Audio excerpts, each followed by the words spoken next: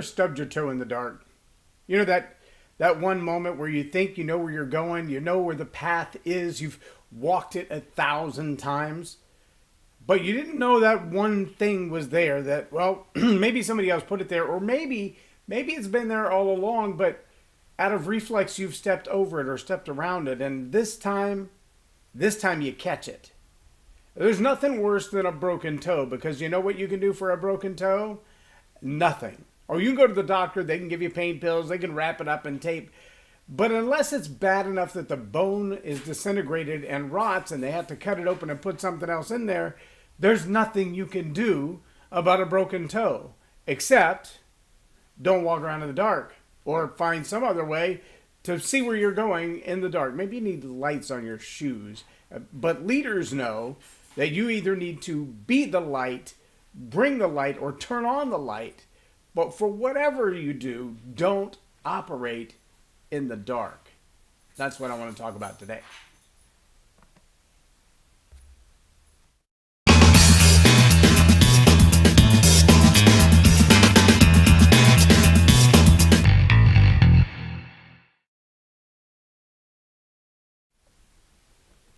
I'm J Loren Norris with Leading Leaders Podcast, and we live in a house now where from the front door to the back door is almost a straight line. You can literally walk in the front door and walk right through, past the office, through the family room, through the dining room, through the kitchen, through the den in the back, and right to the back door. You can pretty much sprint straight through. There's just a little bit of an offset of the wall. The challenge is, whoever built the house only put light switches for the dining room and the living room in the middle. So you can come in the front door and walk a good 50 feet before you come to a light switch that will light up the room you're walking through. Now the challenge is that's also what you see right now is the studio that I work in. So in this studio, there are always tripods and cords and cables and tables and various things, parts of the set and parts of the equipment that stay in this room 24/7. One of those things is a movable wall. You can't see it in this shot, but you can see it in this one, this movable wall right behind me. This wall has metal feet, and it stands on those feet, and they're about this wide because it's a big, heavy metal wall. And those feet are black, just like the wall is. Works great for the set. Where it doesn't work great is that in that little offset between the front door and the back door, the walls not perfectly aligned like a giant hallway, those feet offset the wall. And for several months when we first put it in, you had to walk through with the flashlight on your phone, or you had to turn on the front door light and then walk all the way through the studio to the back part of the house to get to the kitchen before you could turn on the light in the living room, dining room, studio area. And so it was always dark. And I have broken my little toe on the foot of that wall. There's actually now a very bright blue microfiber cloth that stays laying on the foot of that wall, because even with just a little bit of light, that shows up a whole lot better against the dark hardwood floors than does that black floor wall, the foot on that wall. Now, you may be asking, why are you giving me all this personal detail about your house and your studio? I don't really care. But here's the point that I'm trying to make, and I think you're bright enough to catch this. There are things going on in your world right now as a leader. Some of them obstacles that have been intentionally placed. They weren't placed to be obstacles, but they were placed in your life as a part of your business process or your relationships. And those parts of your life, they need to be lit up. They've got to be exposed. Some of those obstacles have been placed by other people for the purpose of tripping you up. Oh yeah. And if you're not willing to admit that someone might put an obstacle there for the purpose of tripping you up, then you're walking around in the darkness knowingly exposing yourself to the risk of a broken toe or a stumble or just tripping and falling flat on your face. Use that metaphor as far as you'd like to. Maybe that's your political career. Maybe it's your relationship. Maybe it's your job. Maybe it's your education. But there are people, some maleficently, intentionally placing stumbling blocks in your path, misunderstandings, financial hurdles, intentional sabotage of your processes. Maybe these are people that work for you, or you would think that they work for you, but instead you're paying them to work against you. There are people that you know, people that you care about, people that you believed all along were on your side doing a good thing. And you find out later that no, actually, they've been putting these stumbling blocks in place, knowing where your dark spots are. They know where you don't see well. They know what your blind spots are, and they're utilizing them against you, so to speak.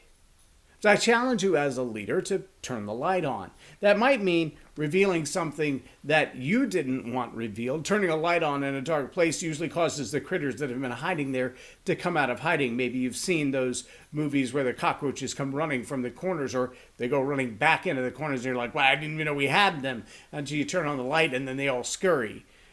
We see politics sometimes that way, that when the light comes on, it seems like there are a whole lot of people who are exposed, and then you're like, whoa, wait a minute, that one too? And even them? I thought this was just a small problem. No, it's a much bigger problem than you thought. It happens in our own lives. It happens in relationships. It happens in business. It happens in those relationships with people that we're trying to lead and mentor. And we feel like we're moving down the road in a certain direction. We're gaining a lot of ground. We've made a lot of progress. But it's because we're kind of operating only in the realm of what's in our light. Maybe you've driven a car down a highway in, say, Texas or Oklahoma or even Kansas. And if you're flying down the highway at night, your headlights are faced pretty much right down the highway. Maybe you've got those ultra beams, the Silver Star or whatever it is, and they shoot a little further down. Or maybe you've even got the LED lights that wash the highway for 100 yards down the highway in front of you. And maybe you've even got those special little lights that are like right on the corner of the bumper, and they light up the bar ditches as well. But here's what you can't see. You can't see a deer running from the periphery until they appear in the light. And sometimes they'll run out of nowhere right into the light and land right on the hood of your car. It's happened to me on a very small 2-lane road. We were driving down the highway, bright high beams on. We thought we saw everything. And then we heard this bam and a crunch, and we stop, and the hood of the car looks like a taco, and we can't figure it out. Well, an oncoming car saw what happened. A deer that thought it was going to jump over the fence, land on the road, and jump over the next fence, found that its feet and our hood were in the same spot. It literally jumped over the fence into the roadway on top of the car, bounced off the car and fell in the ditch, and the other guy, well, he took it home, put a tag on it, and ate it. But we can't always see what those obstacles are. We've got to create more light. We've got to slow down a little bit and see what's going on around us. We've got to observe the things that are in our periphery. And sometimes that means we need to have an oncoming car. We need to have somebody coming into our life from another direction, somebody who's looking at things that we can't see, maybe looking at things we don't want to see. But we've got to turn on the light in those dark places. We've got to turn on the light sometimes in our own soul, if you will, and say, okay, what am I doing, saying, believing, thinking? How am I behaving in a way that's actually more destructive than it is constructive? That's more disincentivizing than it is productive? What am I doing to sabotage my own success or the success of those around me? Or we've got to turn on the light. Sometimes that requires a coach. Sometimes that requires a deep assessment. Some people take a sabbatical and say, I'm going to take a couple of weeks off.